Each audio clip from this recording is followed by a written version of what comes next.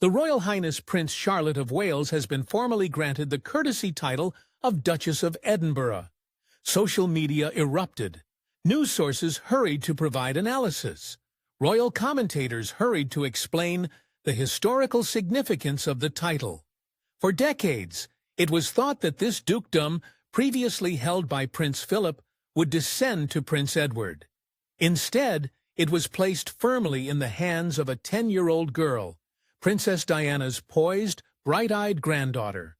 While most of the world applauded this bold modern move as a clear investment in the monarchy's future, not everyone inside Buckingham Palace was as enthusiastic.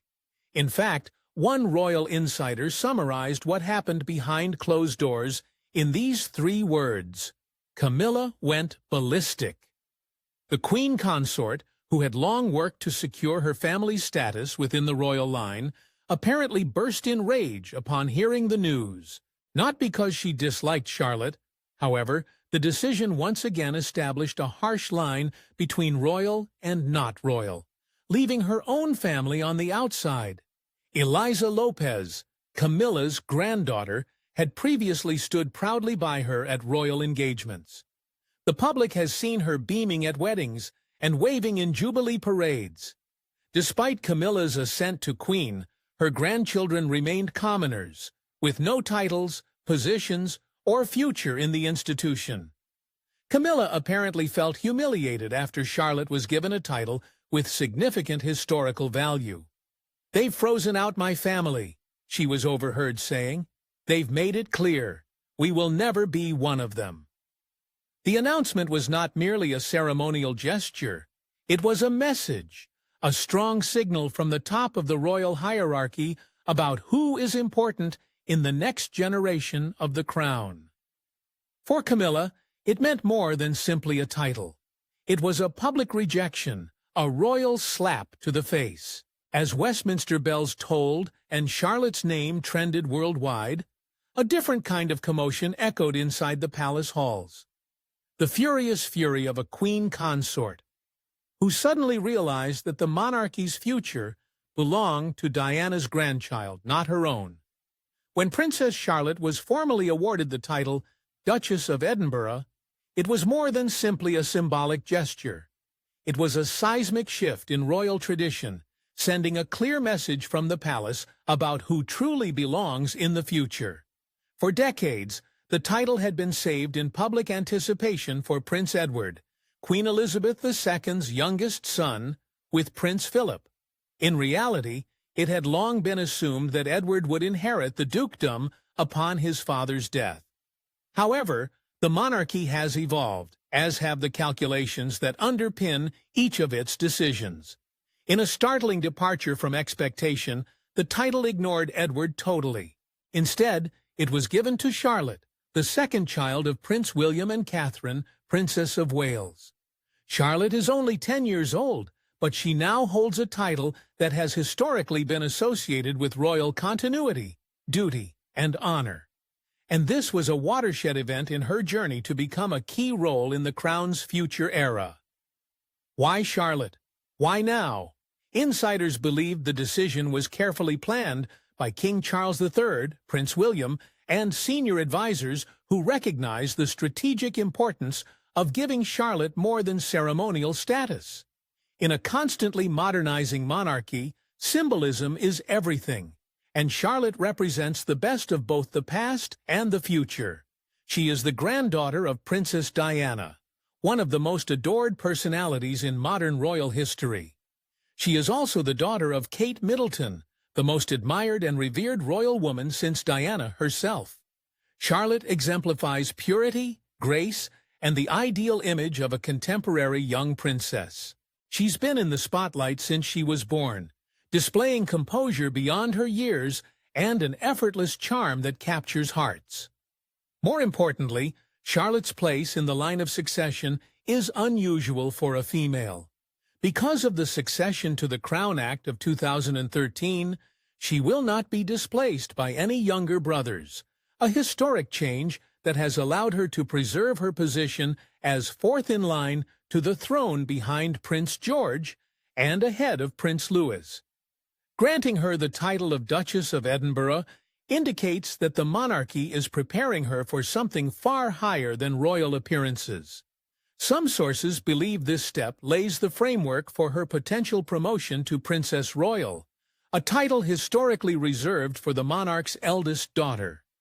Charlotte is being prepared, a top royal advisor said confidentially. It's no longer about ribbons and smiles. She is being prepared to bear a piece of the monarchy's legacy on her shoulders. Charlotte has been attending significant royal ceremonies with dignity since she was quite small. Whether it's her precise salute at Queen Elizabeth's funeral, her polished presence at the Platinum Jubilee festivities, or her quiet assurance at Trooping the Color, the world has witnessed her development not only into a princess, but into a cornerstone of the future royal image. The title solidifies her role. It grants her status, visibility, gravitas. While the people greeted the change with enthusiasm, not everyone in the royal family saw it as a reason to celebrate. Behind the palace's gilded walls, some saw the decision as an aggressive political move, putting Diana's family at the center of the monarchy's future vision while excluding individuals with no Windsor bloodline at all. For Queen Camilla, it was more than simply a disappointment. It was humiliating. Her granddaughter Eliza, who used to stand behind Charlotte at family gatherings, is now a distant memory. While Charlotte ascends, Eliza remains unseen to the firm.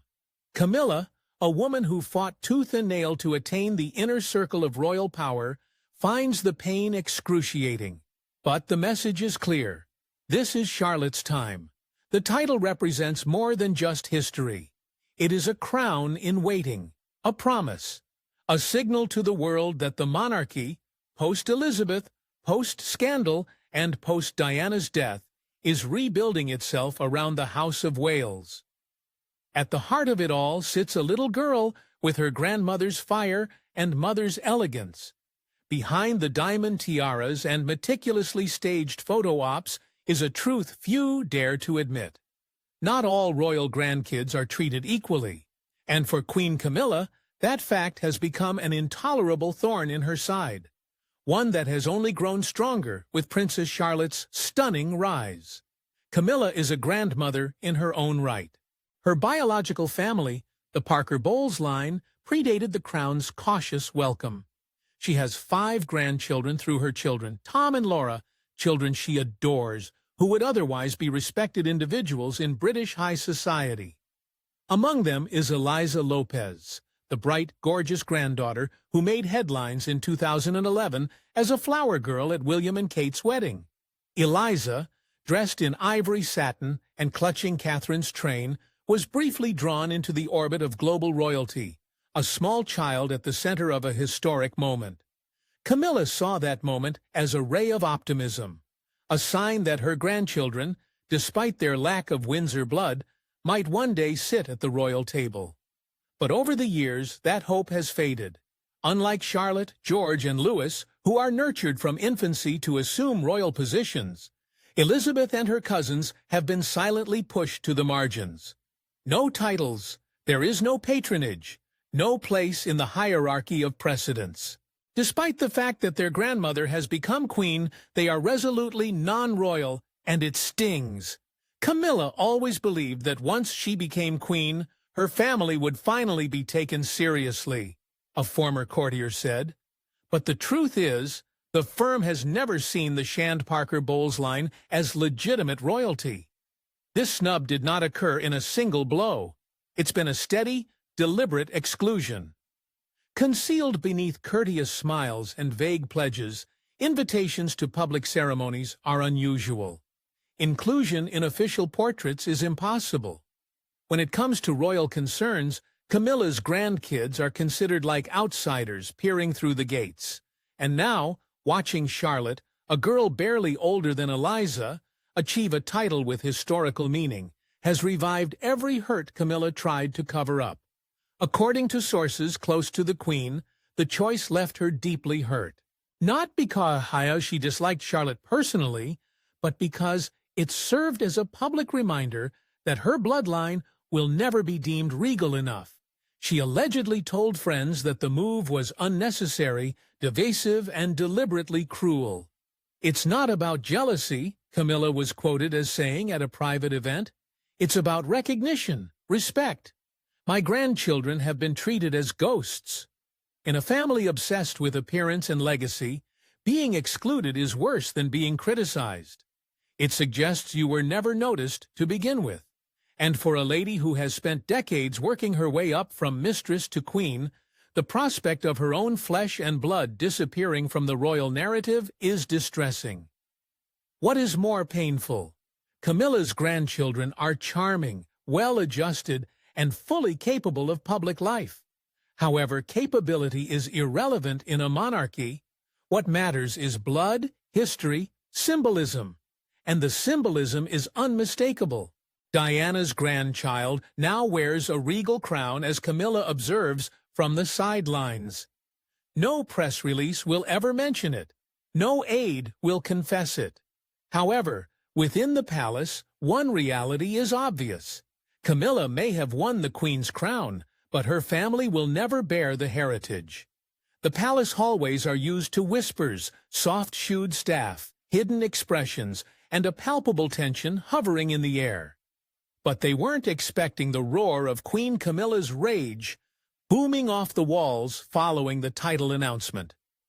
According to various royal insiders, what started off as a peaceful discussion behind closed doors swiftly turned into one of the most heated private moments Buckingham Palace has seen since the Diana era. The scenario was simple: a private briefing at Clarence's house. What's the topic? The public reacts to Princess Charlotte's newly conferred royal title. But when Camilla saw the headlines, Charlotte of Wales named Duchess of Edinburgh, Diana's granddaughter steps into the spotlight. The future queen-in-waiting, something changed. She slammed the folder shut, one aide later explained, apparently startled. Her whole demeanor altered. It was like watching someone snap.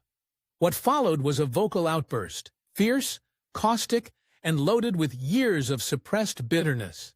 Camilla charged senior advisors with undermining her bloodline, turning the monarchy into a popularity contest, and most unexpectedly spitting on everything she'd sacrificed to get here.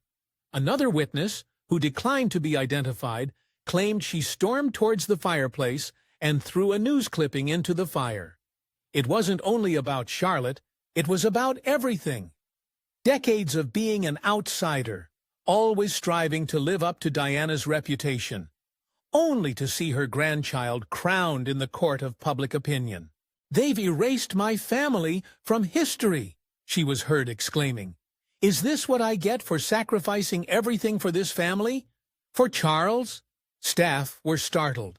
Some remained frozen. One long-time lady-in-waiting quietly exited the room, unable to watch the Queen collapse in such an unguarded, humane manner. What startled them the most wasn't the wrath, but the suffering, the rarely seen fragility of a lady who had spent decades presenting herself as cool, collected, and untouchable. But Camilla was not a queen at the time. She was a grandma lamenting the regal destinies that her grandchildren would never have. The worst of it happened when she turned on Charles. Multiple sources verified that she approached the king directly, accusing him of favoring Diana's children and folding to the whims of William and Kate. Charles, caught off guard and already exhausted from weeks of political stress, reportedly stayed silent. The quiet simply fueled the flames. "Say something, Charles," she screamed. "You allowed this to happen. You allowed them to shove my family away like dust." Aides promptly intervened, calming the situation with polite distractions and gentle redirection. Camilla excused herself shortly thereafter and retired to her private quarters for the remainder of the day, but the harm had been done. By the next morning, news of the Queen's fury had spread across court circles. Some people sympathized. Others were quietly appalled. Several senior courtiers allegedly stated that they had never seen Her Majesty so unraveled. While no formal statement was ever issued, Camilla's team's silence was deafening, a message to those who could read between the lines. The Queen's rage had boiled over, not on the first page, not before the cameras, but in the firm's golden and guarded heart. For those who watched it, one thing became painfully clear. This was not only about the title. This was the story of a woman who, despite wearing the crown, felt as if she had lost everything. Section 4: Kate's Silent Victory. How the Princess of Wales outmaneuvered Camilla, around 590 words.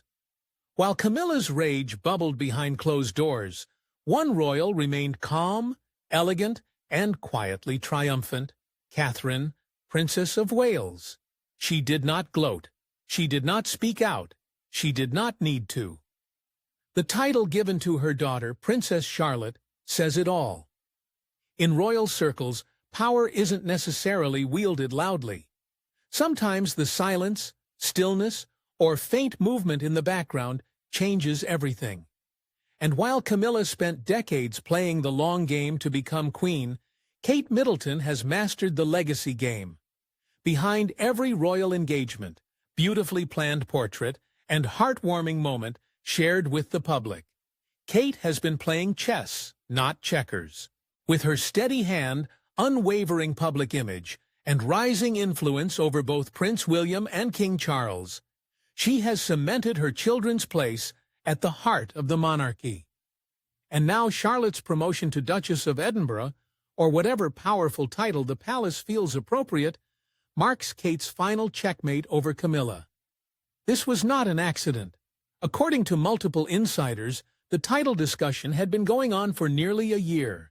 William reportedly campaigned discreetly, emphasizing Charlotte's growing prominence and the importance of a bold move in reflecting a modern, merit-based monarchy. Behind William's outward diplomacy, however, was Kate, the strategy's hidden architect.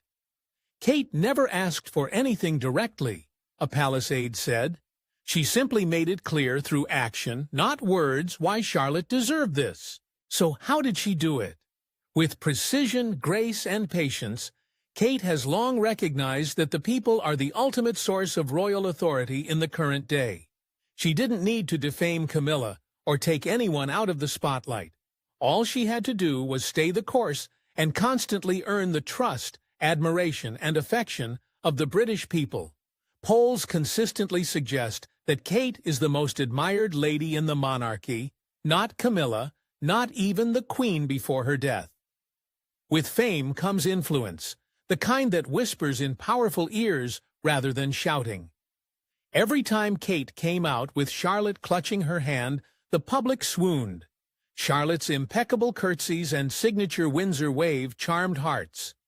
Kate and her daughter evoked Diana's grace, rewriting history. Camilla, on the other hand, has battled to rebuild her image, which is still haunted by her history, and often regarded as the invader who supplanted Diana. While she may wear the crown, she has never won the public's heart, and that, ultimately, is what has rendered her impotent in this situation. When it came time to make a generational statement, the palace supported the woman and daughter whom the world had already identified as the future. It was not a hasty snub. It was a deliberate, exquisite reorganization of royal heritage. According to sources, Kate maintained her composure throughout the process, never criticizing Camilla, never reacting to provocations, and never actively campaigning. She did not need to. Her presence, dependability, and motherhood spoke loudly. So when the announcement came, she gave a sweet smile, said nothing, and returned to her tasks. The Princess of Wales was fully aware of what had taken place. Her daughter had been chosen. Her legacy was safe. Camilla had been outmaneuvered, not with force, but with skill. Kate won the crown game without having to raise her voice. She only had to raise Charlotte. As the royal family deals with the aftermath of Princess Charlotte's unexpected ascent, one man, King Charles III, finds himself between duty, dynasty, and home instability. He has always been the monarch of contradictions, a man raised in formality but drawn to emotion. a monarch who waited his entire life for the crown, only to inherit it in a period where the throne is becoming less important with each passing generation. And now, Charles is facing a new schism inside the royal family. Not political, not financial, but emotional. The schism between Queen Camilla and Princess Catherine is no longer a silent undercurrent. It's out in the open, wrapped in the plush velvet of regal pronouncements and sealed with centuries of custom. And at its center is Charles, a husband to one, a father to the other's spouse, and grandfather to both Princess Charlotte and Eliza Lopes, who are now being compared. When the decision was made to promote Charlotte to Duchess, it was not taken in isolation. Insiders confirmed that Charles participated in talks, meetings, and briefings. And while William led the push, and Kate silently reinforced her daughter's image, Charles gave the ultimate approval. He understood the symbolism. He knew how Camilla would react. However, the responsibilities of royalty and the necessity to modernize, eventually, outweighed marital peace. Charles is aware of how things appear, a senior courtier explained, but he also knows where the future of the crown lies, and it's not with the Parker Bowles family. That truth cuts deep. Camilla, who had undergone decades of public hostility and private exile for the man she loved, hoped that her ascent to queen would bring complete recognition, not just to herself, but also to her children and grandchildren.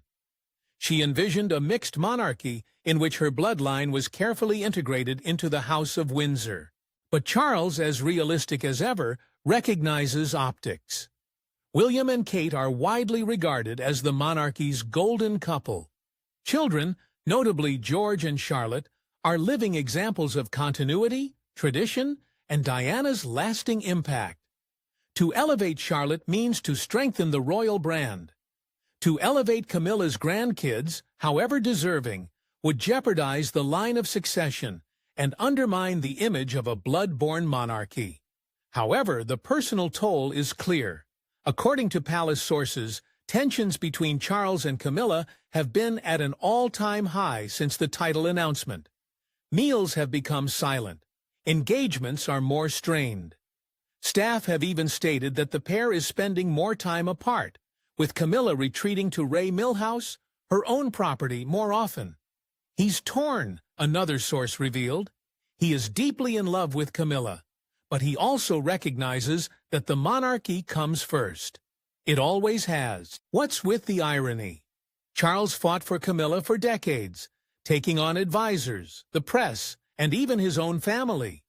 However, as king, he has no choice but to support the image of a united, forward-thinking monarchy led by his son. He has effectively chosen William and Kate's path above Camilla's ambitions. It's a decision that might shatter the very family he spent years attempting to heal. However, it may be the only way to assure the crown's survival for another generation. A monarch is split. An irate wife, a son rises, and a small girl with a new title unwittingly at the center of a royal reckoning. For King Charles, this is about more than just legacy. It is also about loyalty. And just now, he's discovering that even kings can't please everyone when the crown is in danger. In the magnificent drama of the British monarchy, every gesture speaks volumes, and every title holds weight far beyond its ceremonial importance. The choice to elevate Princess Charlotte was more than just a family concern. It was a declaration of authority, legacy, and direction. In one quiet, deliberate step, the royal family made its decision. The future belongs to the House of Wales. Charlotte's new title not only honors her heritage, but also marks the start of a role she was intended to perform. Graceful, composed, and beloved by the people, she has already embraced her destiny with the same effortless elegance that her grandmother, Princess Diana, once possessed. This is more than just a title. It is a crown in training. However, every increase is followed by a collapse. Behind the palace gates, Queen Camilla's ambition of integrating her own family into the royal family has come crashing down. Her granddaughter, Eliza, who was once a beautiful flower girl at a royal wedding, has been quietly relegated to the background. Despite Camilla's status as queen, her calls for recognition have gone unheard. Yes, she wears the crown, but Kate is the one who commands the future. She sits by the king, but Charlotte is now walking the path of queens. Camilla's rage, anguish, and very public unraveling in private rooms just reinforces what the world already knows. The monarchy is changing, and not everyone will go along for the journey. William and Kate have discreetly, gracefully, and carefully positioned their children at the heart of royal continuity, and with each passing day, their influence becomes stronger while Camilla's hold fades deeper into the background. Finally, it wasn't a press conference or a tabloid exposé that changed the royal balance.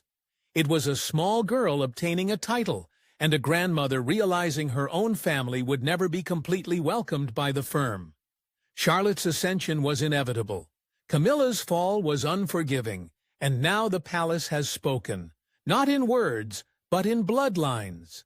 The future is apparent, and it does not go by the moniker Parker Bowles.